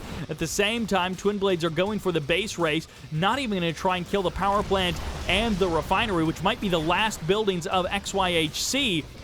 No, he's going for the MCV here in the middle of the map, and the Twin Blades trying to go for the kill. The Tengu's trying to go for the kill on the Twin Blades, and they're going to get every single Tengu, every single Twin Blade before the MCV goes down. Oh, these Dreadnoughts are going to be the last surviving hope of HammerBlade. XYHC barely losing his King Oni, but he'll get the kill on the Terror Drone! Oh no, the Terror Drone could have gotten the infect on that tsunami tank, whatever it's called. No, the engineer goes for the cap. XYHC pulling this out of nowhere. He's a second MCV. He doesn't have anything Imperial left. He's about to lose his refinery and his power plant, but he's still got the oil derrick. He's got the Tengus, and maybe he can take over just by engineering the entire base of HammerBlade. Oh my gosh, if he goes for an engineer cap. Wait, where's the Crusher Crane is out here on the water, so that is the play for HammerBlade. It is going to be the engineer cap. He's going to try and shut everything down just with engineers. Honestly, if he dropped a barracks over here, I think he might be able to get that. Oh, this Tesla coil is going to be so close to death. That's a sudden transport over there. Too bad it doesn't have any tank busters inside of it. There's the conscript to get the kill on the engineer as soon as it pops out, but the Tengu's able to clean that up. He's trying to send him into low power mode, so no more Tesla coils will be effective. He's going to get one reactor. He's going to get the other one. There's the sell-off of the vacuum imploder. The engineer nearly going down there, but the engineer is going for the super reactor. Deny the tech. Deny everything else, as this oil derrick still stands, the power plant still stands, and in this moment, literally everything counts, so you might as well kill the power plant, even though it's not doing anything for your opponent. You don't want the last thing that they have to be a power plant that you just can't reach, although as long as you have dreadnoughts, you can reach basically everywhere. A fully heroic dreadnought can get, I think, almost anything on this map. XYHC with this sudden reverse YuNo is just gonna... Oh, he doesn't get the refinery, but he narrowly misses it. And this Twin Blade is gonna hunt the engineer. Lovely kill there. Harvester out on the water being perhaps the only source of income. Oh no, there is this one guy over here. That Tesla coil not doing a whole lot for him. Might be better to just get rid of it. Kill the power plant, man. Kill the power plant. Do everything that you can. Take everything that you can away from XYHC. Don't leave him an inch. As an MCV got rebuilt over here by HammerBlade, he has found some kind of way to survive in this game, some kind of angle that works for him in this match. And the engineer gets sniped. Oh, that combat engineer not killing the conscript. How tragic is that? Sells the refinery. It's all water all the way for HammerBlade. And he's still just bombing walls for no reason. Kill the power plant and move on, man. Kill the power plant and move on. What are you doing? He's trying to rebuild his super reactor out on the water. He's getting a ton of MiGs as well. I don't even know if you need MiGs, but XYHC is going to take the oil derrick, so he'll still have an oil derrick under his control after he lost his back on the south side. Oh my gosh, two fully heroic Tengus just absolutely shred bullfrogs there. Sells off the power plant, gets his own refinery almost up and running, but it's going to get shut down. Okay, finally, HammerBlade is closing in, and the bullfrogs aren't here to get the kill on those Tengu, on that Tengu individual, singular, not multiple Tengus. And it is such a difficult call as far as do you sell any of these base defenses, which may be critical, and you just don't know when you're in such an awkward situation, such a bizarro game, and the oil derrick still stands. As long as the oil derrick stands, hope remains alive for XYHC, who's been outclassed on technology, and finally, the Dreadnoughts seal the deal. XYHC has been defeated. HammerBlade takes the game. And that will do it for this game, for this video. I hope you enjoyed the subscriber replays. Definitely a mixed bag, but some really entertaining matches in here. I hope you have a good day. I was going to say, like, Happy Thanksgiving, but by the time this video comes out, it'll be past Thanksgiving, so I don't know. It's pre-Thanksgiving as I'm recording this, but that'll do it for this video. Thank you all very much for watching, and this is Sybert, signing out.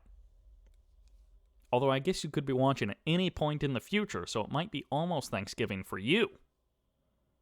Merry Christmas. Happy New Year. All of them.